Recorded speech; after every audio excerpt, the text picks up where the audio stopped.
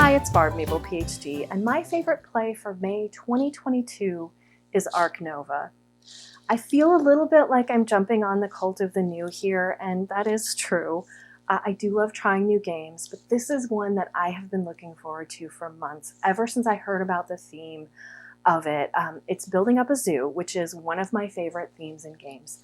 But the thing that this one does differently, at least with the theme, is that there is also a very strong emphasis on conservation efforts. And this reflects what real zoos are doing today. They're looking for ways to bolster wild animals as well as showcase animals in their zoos. But they're using the zoo as a jumping point for helping to get animals back in the wild and get public awareness on all of the problems that we have caused for animals in the wild. So for me, I love that the theme, even though it is a zoo theme, it feels different. It's also a heavier game than most of my other zoo games, which could be a barrier to getting this to the table, and I have only played it at 2-player, and I played 1 solo game. So I haven't played it at higher player counts.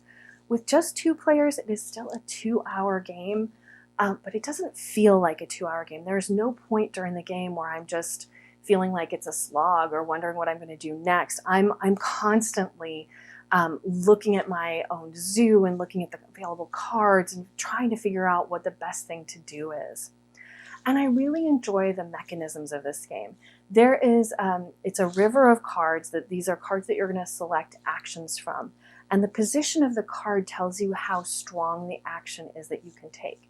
So you can always take the number 1 slot action card, but it's not going to be very strong. So you might want to wait for it to slide down to the number 5 slot when it will be really powerful.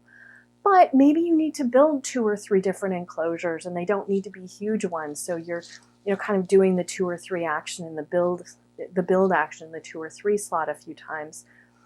But then you want some of those cards to slide up in order to do the more powerful actions. And so there's a constant decision making about what action should I do next? What's the most powerful thing for me to do now?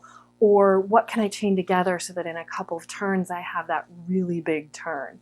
But turns also are fairly snappy. Once you've made your decision, you do your turn and then it's the next player. So even though it's 2 hours, you feel constantly engaged in this game.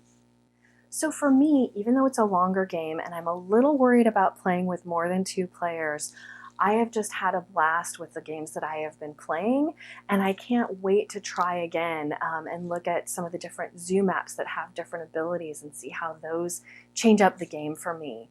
And I do want to introduce this to some new players. I have a couple of folks in mind who I think would really enjoy this.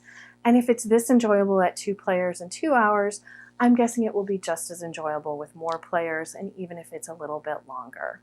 So for me, that's why Arc Nova was my favorite play this past month. What was yours? What did you get to the table that gave you a lot of joy this past month? Let me know in the comments below. Otherwise, take a look for me on the internet. I'm at MaplePhD on Instagram and Twitter, and I also have a blog at maplephd.com. And of course, don't forget to like and subscribe to my channel so you know when my new videos come out.